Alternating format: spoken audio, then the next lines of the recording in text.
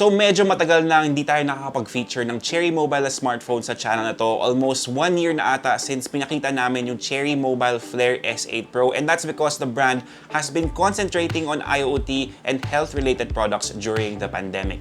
Well, it looks like that Cherry Mobile wants to close this year out with a bang with a very strong offering, and sobrang lakas din ng hype na to over the last few days. Hey kids, Tito James here, once again taking awesome out of the box. In this one, papag-usapan natin ang Cherry Mobile Aqua S9 Max, and in my opinion, this is one of their best smartphones so far.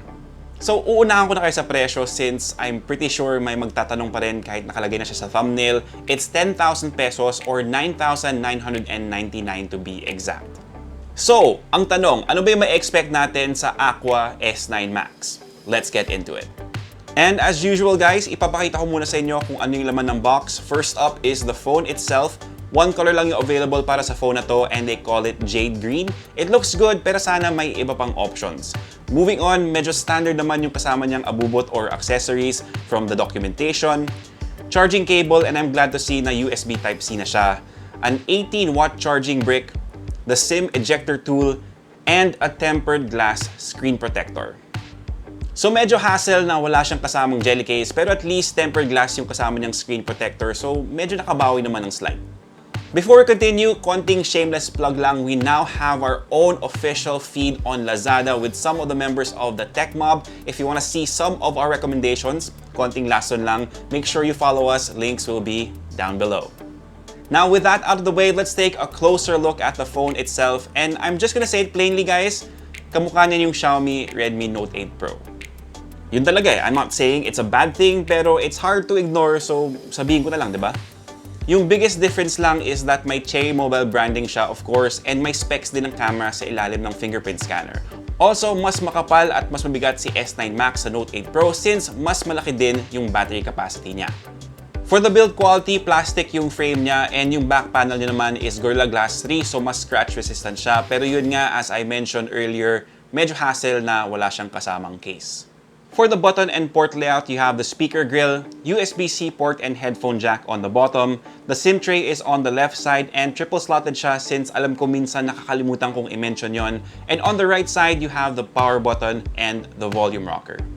For the display, it measures in at 6.53 inches, Full HD Plus yung resolution niya, and it uses an IPS panel. Pero compared sa mga previous displays na na-experience namin from Cherry Mobile smartphones, this is a lot better. Mas maganda yung overall brightness, better din yung contrast ratios niya, so since deeper yung blacks, mas nagpa-pop din yung colors. The only downside I've seen so far is wala siyang widevine support, so unfortunately kung nanonood kayo ng Netflix sa phone nyo, hanggang SD quality lang siya, pero other than that, for YouTube, goods naman siya.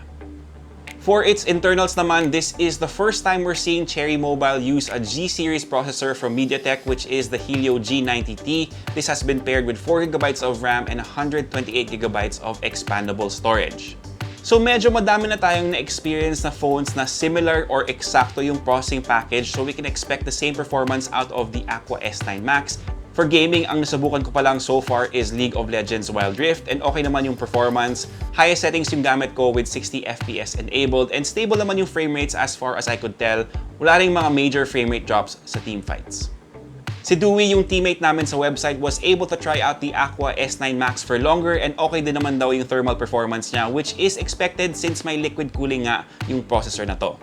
As I mentioned earlier, medyo malaki rin yung battery capacity ng S9 Max at 5,130 mAh.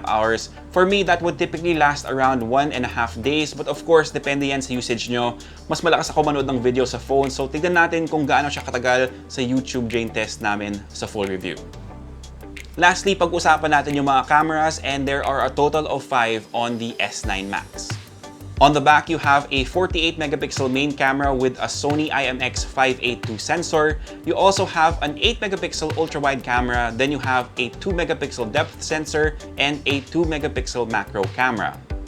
By the way, nakalimutan kong i-mention pero I'm pretty sure nakita nyo naman, pero may notch yung display, and that houses the 32-megapixel front camera. Here are a couple of sample photos we've taken so far. So okay naman yung results niya in a sense that it's pretty much what you would expect from a phone in this price range. Kapag okay ang lighting, maganda naman yung details, and mukhang di rin sobrang aggressive ng post-processing. Of course, medyo malaki yung difference niya in low light pero expected na yan and on par naman siya sa ibang phone sa price segment na to. Okay pa rin pang post sa FB.